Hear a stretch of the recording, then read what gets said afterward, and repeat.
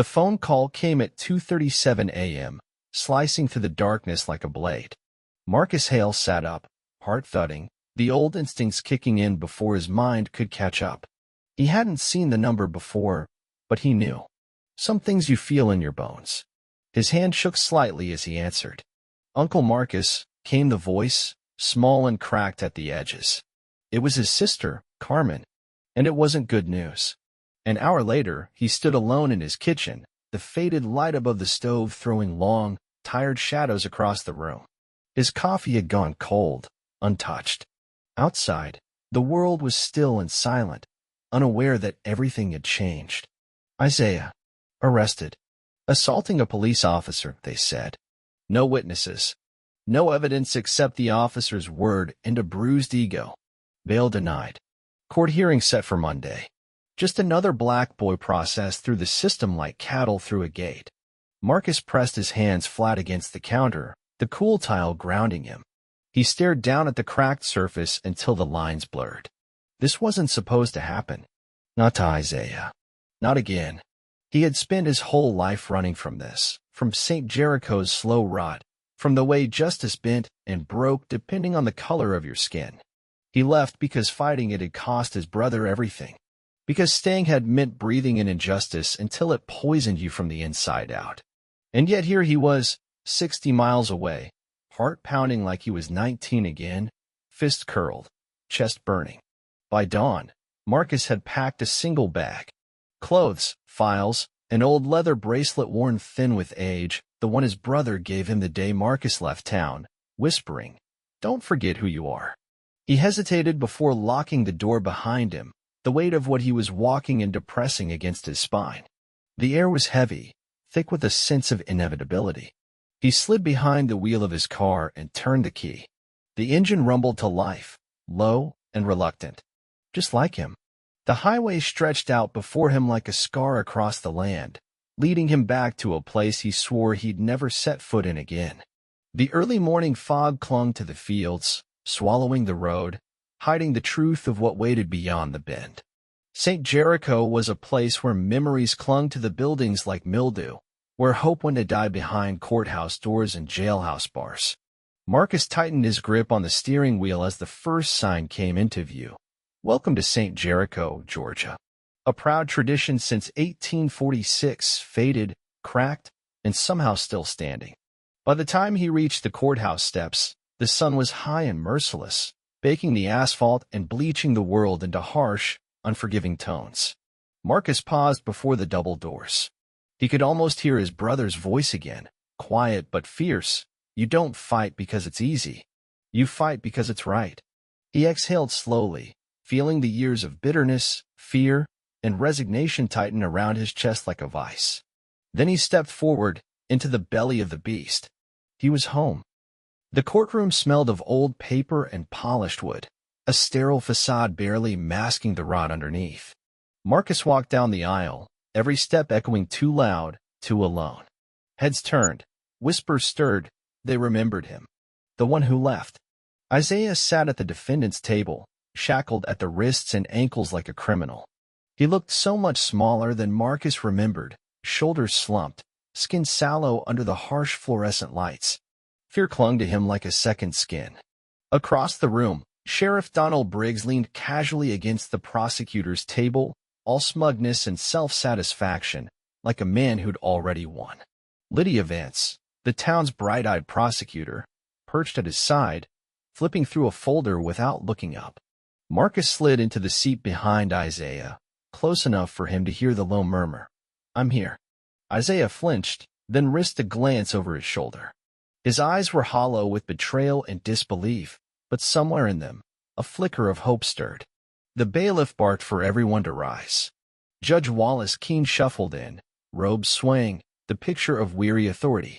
His gaze barely skimmed over Isaiah before settling, cold and assessing, on Marcus. Marcus knew that look. He'd seen it 100 times before, the look that asked, "Why are you making this harder than it needs to be?" The hearing was a farce. The prosecutor rattled off accusations like she was reading a grocery list: resisting arrest, assaulting an officer, endangering public safety. Marcus watched, stone-faced, as the evidence was laid out, a grainy photograph of a bruise on Officer Caldwell's jaw, a conveniently blurry body cam clip that cut out just before the supposed attack. No mention of the fact that Isaiah had no prior record. No mention of the fact that witnesses at the scene had somehow vanished overnight. When Marcus rose to speak, the courtroom seemed to tighten, as if the walls themselves were bracing for impact. "Your Honor," he began, voice steady, "my nephew has been held without cause, denied bail without a full review of the facts. This is not justice. This is punishment." Judge Keene adjusted his glasses, unimpressed. "The court finds sufficient cause to continue detention," he said smoothly. "Trial date is set for 3 weeks from today." The gavel came down. Sharp. Final. Isaiah's shoulders sagged. Lydia Vance smirked. Sheriff Briggs tipped an imaginary hat toward Marcus, a slow, mocking salute. As the room emptied, Marcus stayed still, breathing through the rage clawing at his ribs. Around him, the townsfolk filtered out in clusters of low murmurs and sideways glances, careful not to meet his eyes. Outside, the sun was blinding, the heat pressing down like a punishment. Marcus stood on the courthouse steps, fists clenched at his sides. In the distance, a lone crow called out, harsh and grating. A scrap of paper fluttered against his shoe. He bent to pick it up. In jagged, rushed handwriting. "Go back to where you belong. Before it's too late." Marcus crumpled it in his hand without looking around. The message was clear, but so was his answer. He turned back toward the courthouse, where the flags flapped lazily against the blue sky, where justice had been promised but never delivered. Not this time, he thought. Not without a fight. Marcus spent the next 2 days combing through a town that barely disguised its contempt. At the diner, conversations died when he walked in. At the gas station, the attendant pretended not to see him. Even old friends he'd grown up with looked past him, offering tight smiles and hurried excuses. Everyone knew the rules. Speaking to Marcus Hale now was asking for trouble. The official records were worse. The clerk's office claimed files were missing, misplaced in a recent flood. The police department refused to release the arrest report, citing an ongoing investigation. Even the public library had conveniently misplaced decades of newspaper archives. At the motel where he stayed, the desk clerk, a teenager with haunted eyes, slipped him a note during check-in. "They're watching you. Be careful." That night, Marcus sat alone in the cramped motel room, the hum of the broken neon sign outside seeping through the window like a warning. He flipped through the meager stack of documents he'd managed to collect: arrest logs, a few old case files, Isaiah's charge sheet. None of it added up. The body cam footage had been cut. The witness statements were suspiciously uniform, as if written by the same hand. The officer's injuries were superficial, more consistent with a fall than an attack. And yet, somehow, it was Isaiah sitting in a cell, branded a criminal before the trial even began. Marcus leaned back in the creaking chair, staring at the ceiling stained with watermarks and mold. Every instinct screamed at him to get out, to run before they buried him too. Instead, he opened his brother's old leather satchel, the one he'd thrown into the trunk in a rush before leaving home. He hadn't touched it in years. Inside, beneath faded papers and family photos, he found something he hadn't seen since the funeral, a battered file folder, thick with documents his brother had been working on before he died. Marcus flipped it open. Names, dates, testimonies, all tied to St. Jericho, all pointing to the same patterns: false arrests, missing evidence, coerced confessions. A system built not on justice, but on fear. Marcus swallowed hard, the weight of it almost unbearable. His brother had tried to fight this same fight, and it had cost him his life. He traced his fingers over the first name on the list, a boy no older than Isaiah, sentenced to 10 years for stealing a bicycle he never touched. The past wasn't past. It was alive, seething just under the surface. A noise outside made Marcus stiffen. Tires crunching gravel. He moved to the window, careful to stay in the shadows. A dark sedan idled across the street, headlights off. After a long moment, it pulled away slowly, disappearing into the night. Marcus watched until the taillights vanished. They weren't subtle. They didn't need to be. The message was the same: you're not welcome here. Marcus closed the file carefully, securing it back in the satchel. His hands were steady now. The town had drawn its lines. So had he. Tomorrow, he would start pulling at every rotten thread. And he wouldn't stop until the whole thing unraveled. The old church creaked under the weight of memory. Marcus stood in the back pew, the musty air thick with dust and faded hymns. St. Thomas Baptist had once been the beating heart of the town's black community. Now it sagged with neglect, the stained glass windows cracked, the pulpit abandoned. But Marcus hadn't come for prayer. He came because this was the last place his brother trusted, the one place he had hidden the truth too dangerous to carry alone. In the far corner, behind the rotting choir benches, Marcus found it. A hollowed-out space in the floorboards, covered by an old, fraying rug. His hands worked quickly, heart pounding in his ears. Inside, wrapped in layers of plastic and cloth, was a wooden box. He pried it open. Files. Dozens of them. Names scrawled on tabs. Newspaper clippings. Old court transcripts. Handwritten notes in the tight, impatient script he recognized as his brother's. Marcus sat heavily on the floor, dust rising around him. He pulled out a transcript. Case number 2034, Jamal Pearson. Age, 16. Charge, assaulting a police officer. Convicted on the testimony of a single officer. No physical evidence. No independent witnesses. 10 years, no parole. Another file. Case number 2078, Mariah Green. Age, 19. Charge, resisting arrest. Pulled over for a broken taillight. Beaten during booking. Charges escalated when she filed a complaint. Another. Each one told the same story. Different names, same ending. St. Jericho's system didn't fail. It worked exactly as designed. Marcus swallowed the bile rising in his throat. He felt the walls closing in, the gravity of generations crushed beneath the gavel. These files weren't just evidence. They were lives stolen, futures erased. And now they were his responsibility. Footsteps echoed outside. Marcus froze, listening. The heavy tread of boots on gravel. Pausing, listening. He tucked the files back into the box with trembling hands, wrapping it tight, securing the hiding place again. The door creaked open. A figure stood silhouetted against the fading light. For a moment, Marcus braced himself for a confrontation. But it was Naomi Clark. The years had changed her, silver threaded through her hair, lines at the corners of her mouth. But her eyes were the same, sharp, knowing, unafraid. "I figured you'd come here," she said, her voice low.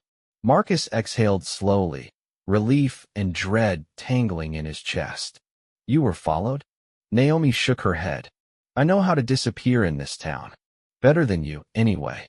She stepped closer, her gaze flickering to the hidden compartment. Her mouth tightened. "You found it." Marcus nodded. "Then you know," she said. He did. He knew exactly what his brother had died trying to expose. And he knew what it would cost to finish what was started. Naomi crouched beside him, her voice a whisper. "You can't do this alone." Marcus looked at her, at the faint scar along her temple she never explained, at the weariness she carried like a second skin. "I won't," he said. Outside, the sun dipped below the horizon, casting the town in long, bleeding shadows. The fight was coming. And this time, Marcus Hale wouldn't walk away. They came at him from every angle.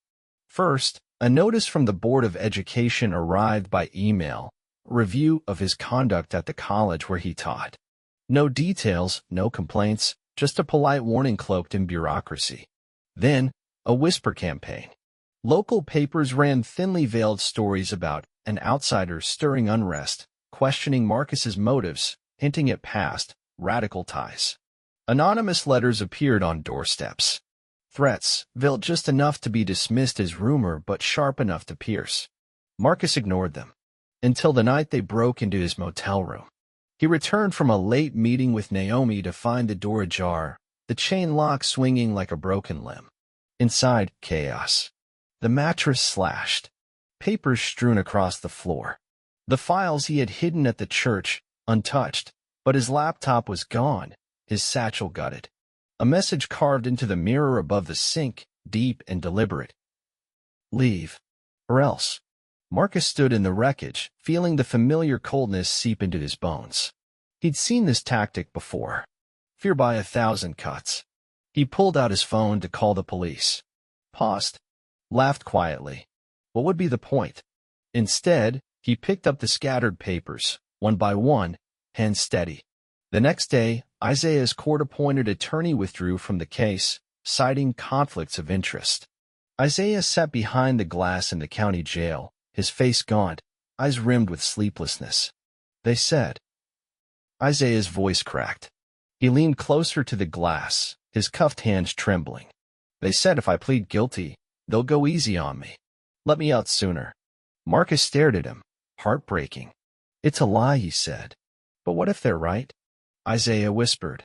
What if it's better to just end it? Marcus pressed his hand against the glass, palm flat, willing him to feel it.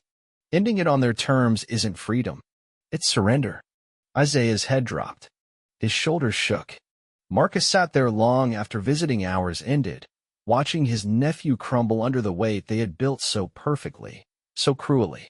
That night, Marcus met Naomi at the abandoned church again. She brought coffee and a map of the town. On it, she'd marked every case his brother had collected, every family still living here, every person who might still have a voice. How many will stand with us? He asked, voice hoarse. Naomi shrugged. Enough. He saw the doubt flicker in her eyes, but she didn't say it. He respected her for that. He traced the map with one calloused finger, feeling the gravity of it. If we pull this thread, he said, it won't stop with Isaiah. I know, Naomi said quietly. They'll come harder. She gave him a grim smile. Then we hit harder. Marcus leaned back against the pew, feeling the weight of a lifetime settle on his chest.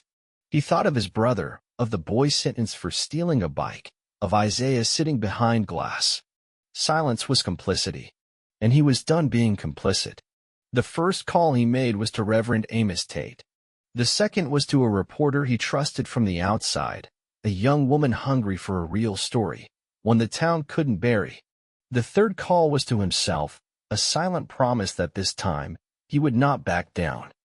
The meeting was set for midnight. No flyers. No public announcements. Just word of mouth, passed hand to hand like something forbidden. Marcus sat in the back of the church, the same place where he had found the hidden files, the same place his brother had once dreamed of change. The wooden pews groaned under the slow arrival of bodies, a dozen at first, then 24, then more.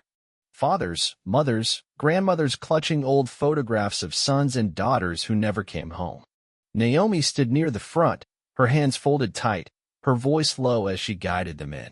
Reverend Amos Tate sat on the steps of the altar, leaning heavily on his cane, his presence alone a sermon.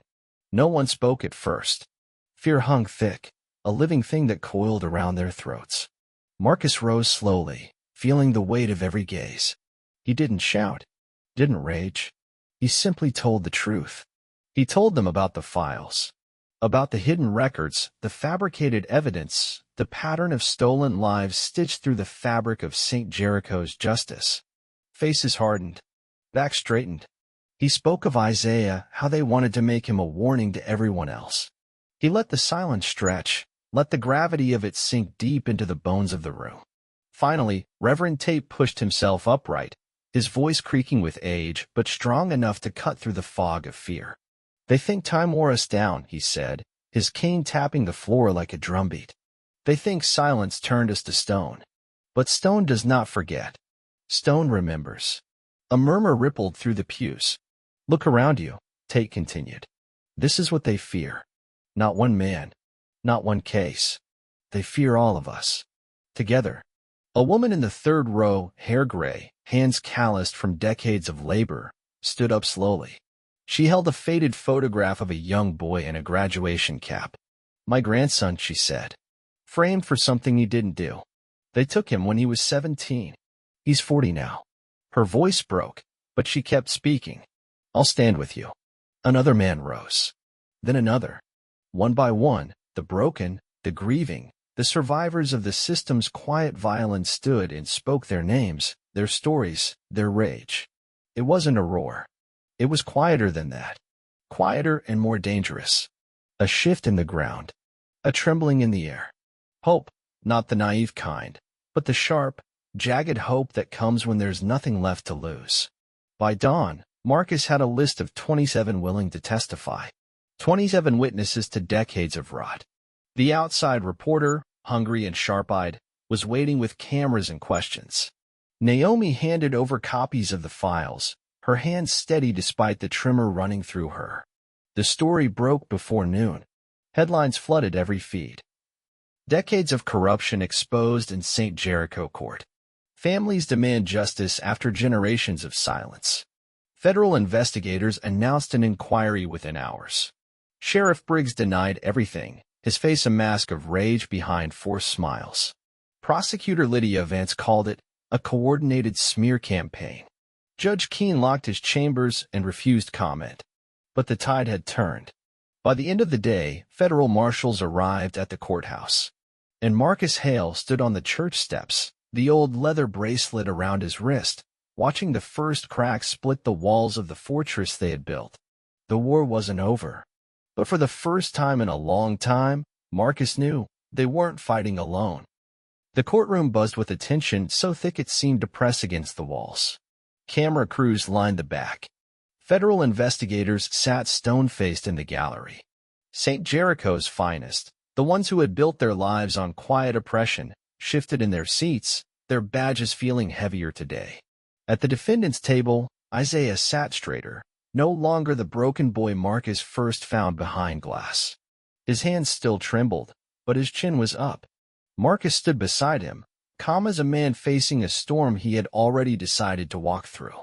Judge Keene entered, robes swaying like a wounded general marching to a battle he knew he would lose.